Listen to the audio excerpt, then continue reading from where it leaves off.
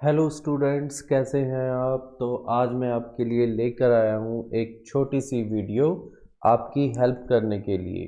तो इसमें मैं आपको बताऊंगा कि जो आपको रिसेंटली स्टूडेंट सेटिस्फेक्शन सर्वे के लिए एक लिंक डाला गया है मॉक ड्रिल के लिए, तो उस मॉक ड्रिल के जो क्वेश्चंस हैं उन क्वेश्चंस को मैं आपको थोड़ा सा एक्सप्लेन करूंगा ताकि आप एक इन्फॉर्म्ड डिसीजन जो है वो ले सकें और इसको अच्छे से फिल कर सकें। ये सिर्फ एक मॉक ड्रिल है ताकि आप पूछे जाने वाले क्वेश्चंस या उसकी तरह के जो पूछे जाने वाले क्वेश्चंस हैं उनसे अवेयर हो सकें और आपको इस सर्वे को भरने में कोई भी गलती ना हो। तो चलिए शुरू करते हैं हमारा आज का स्टूडेंट सेटिस्फेक्शन सर्वे। तो जैसे ही आप लिंक पर क्लिक करेंगे तो आपके सामने ये गूगल फॉर्म ओपन हो जाएगा। इसमें आपने सबसे पहले टिक करना है ईमेल पर ताकि आपका रिस्पॉन्स रिकॉर्ड हो जाए।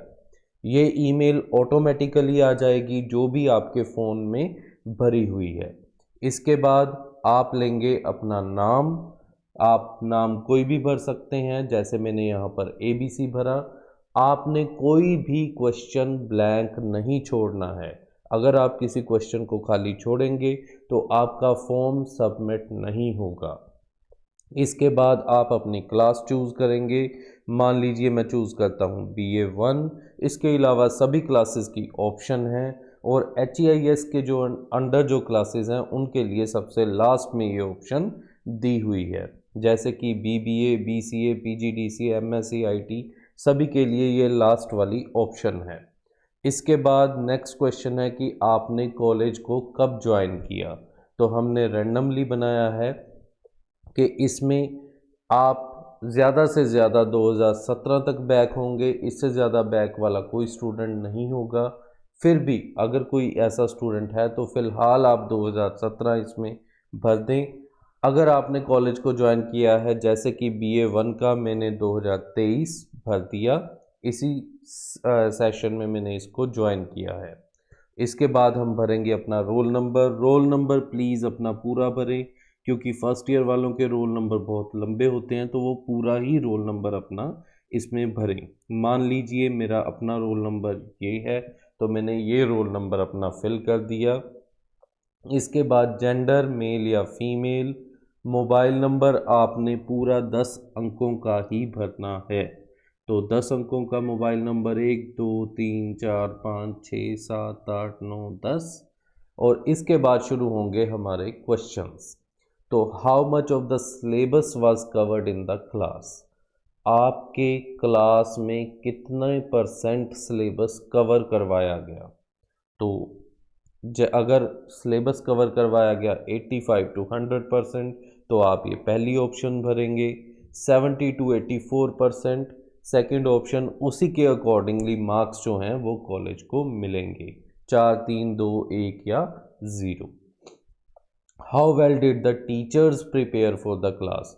टीचर क्लास में आने से पहले अपने पढ़ाए जाने वाले टॉपिक के लिए कितने प्रिपेयर्ड होते हैं। तो थोरोली प्रिपेयर्ड मतलब उनको अच्छी तरह से पता होता है कि क्या पढ़ाना है। सेटिस्फैक्टरीली ठीक ठाक, पुअरली अच्छा नहीं है, या इनडिफरेंटली मतलब जैसे है वैसे ही पढ़ाने के लिए आ जाते हैं, तो उस पर भी आप अपनी ओपिनियन दे सकते हैं। तो ये मैंने टिक कर दिया पहली ऑप्शन 4 पे, थोरोली पे। How well were the teachers able to communicate. Teachers अपनी बात को कितने अच्छे से समझा पाते हैं। Always effective, sometimes effective, just satisfactorily मतलब ठीक ठाक है। तो इस तरह के आप ऑप्शंस में से कोई भी ऑप्शन चूज कर सकते हैं। तो ऑलवेज अफेक्टिव मतलब हमेशा अच्छे से पढ़ाते हैं, अच्छे से कम्युनिकेट कर पाते हैं। Teachers approach to teaching can be best described as. Teacher की अप्रोच क्या है टीचिंग की तरफ, मतलब वो पढ़ाने में कितना इंटरेस्ट लेता है। तो वो excellent, very good, good, fair कुछ भी हो सकता है। तो हमने एक्सीलेंट पर क्लिक कर दिया। Fairness of internal evaluation process by teachers. Internal evaluation जिसके बेसिस पे आपके असेसमेंट के मार्क्स लगते हैं, जिसके बेसिस पे आपके प्रैक्टिकल के मार्क्स लगते हैं, वो कितना फेयरली किया जाता है, कितना मतलब बिना किसी पार्शियलिटी के किया जाता है, तो वो ऑलवेज फेयर पे आप क्लिक कर सकते हैं। इसके अलावा यूजुअली फेयर, समटाइम्स अनफेयर या यूजुअली अनफेयर, किसी भी चीज़ पे आप क्लिक कर सकते हैं। Was your performance in assignments discussed with you? आपकी असाइनमेंट की परफॉर्मेंस को आपके साथ डिस्कस किया गया या नहीं? तो हमेशा किया जाता है, यूजुअली, ओकेजनली, रेयरली, कोई भी ऑप्शन आपके द्वारा चूज़ की जा सकती है। तो एवरी टाइम मतलब हमेशा किया जाता है, यूजुअली बहुत बार किया जाता है, ऐसी ऑप्शंस इसमें अवेलेबल है। Question number 7, institute takes active interest in promoting internship, student exchange, field visit, opportunity for student. तो इंस्टीट्यूट मतलब कॉलेज की तरफ से इंटर्नशिप को प्रमोट करने के लिए, स्टूडेंट्स को फील्ड विजिट में लेके जाने के लिए, इंडस्ट्रियल विजिट में लेके जाने के लिए, टूर्स पे लेके जाने के लिए अपॉर्चुनिटीज़ प्रोवाइड की जाती हैं रेगुलरली, मतलब टाइम टू टाइम प्रोवाइड होती हैं, ऑफन कई बार प्रोवाइड की जाती हैं, समटाइम्स सिर्फ कुछ बार ही, रेयरली कभी कभी। तो आप इनमें से कोई भी ऑप्शन चूज़ कर सकते हैं, जैसे मैंने यहाँ पर चूज़ किया है regularly. The teaching and mentoring process in your institution facilitates you in cognitive, social and emotional growth.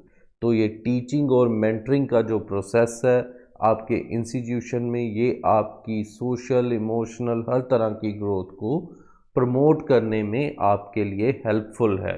तो इसके लिए आप कॉलेज को कितने मार्क्स देंगे, 4, 3, 2 या 1 या 0? तो इसके लिए मैंने यहाँ पर क्लिक किया है 4 significantly. Question number 10, institution provide multiple opportunities to learn and grow.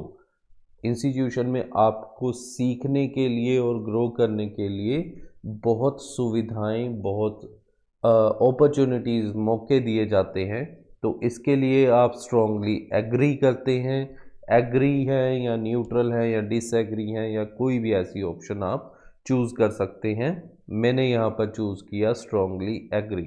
आपको ध्यान रखना है कि हर क्वेश्चन का रिस्पॉन्स ज़रूर इसमें चूज़ किया जाए, इसके बिना आपका गूगल फॉर्म सबमिट नहीं होगा।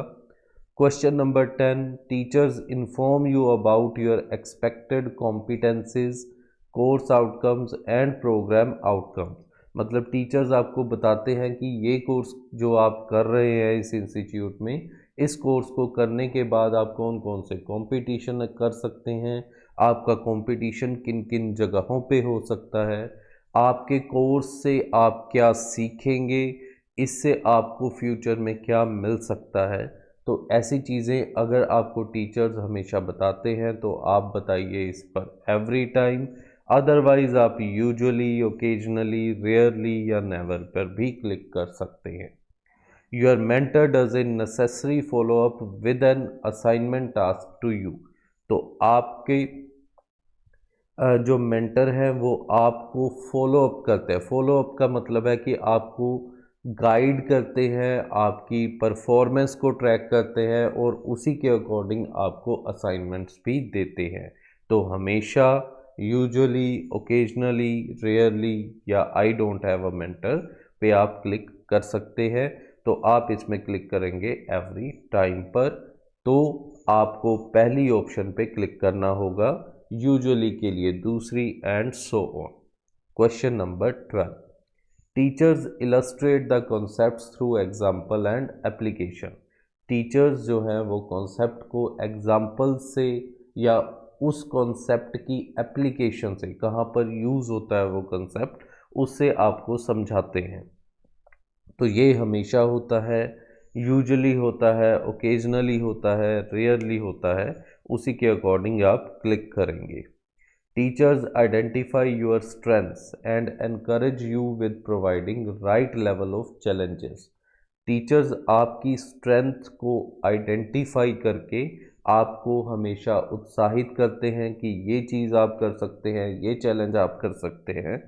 तो इसके लिए आप कॉलेज को मार्क्स देंगे फुली, 4 या 3 या 2 या 1 या 0। तो ये आप पर डिपेंड करता है। Teachers are able to identify your weakness and help you to overcome them. सिर्फ स्ट्रेंथ ही नहीं, टीचर आपकी वीकनेस को भी आइडेंटिफाई करते हैं, आपकी कमियों को दूर करने के लिए आपको गाइड करते हैं। तो ये भी, इसके लिए आप ऑप्शंस दे सकते हैं: every time, usually, occasionally, rarely और never. Institution make effort to engage students in monitoring, review, continuous quality improvement of teaching learning process। तो टीचिंग और लर्निंग के प्रोसेस को इम्प्रूव करने के लिए स्टूडेंट्स को हमेशा इंस्टीट्यूट की तरफ से या कॉलेज की तरफ से एंगेज किया जाता है, उनकी परफॉर्मेंस को मॉनिटर किया जाता है, रिव्यू किया जाता है, टीचिंग लर्निंग प्रोसेस को रिव्यू किया जाता है, उसमें क्वालिटी में इम्प्रूव किया जाता है। तो उसके लिए भी आप इनमें से कोई भी ऑप्शन चूज़ कर सकते हैं। जैसे कि आप इसको मानते हैं कि इंस्टीट्यूट की तरफ से ऐसा किया जाता है तो आप स्ट्रांगली एग्री पर क्लिक करेंगे, अदरवाइज और भी ऑप्शंस अवेलेबल है। आप ये भी मानकर चल सकते हैं कि ये वाला फॉर्म भी एक तरह से टीचिंग लर्निंग प्रोसेस को इम्प्रूव करने का ही तरीका है।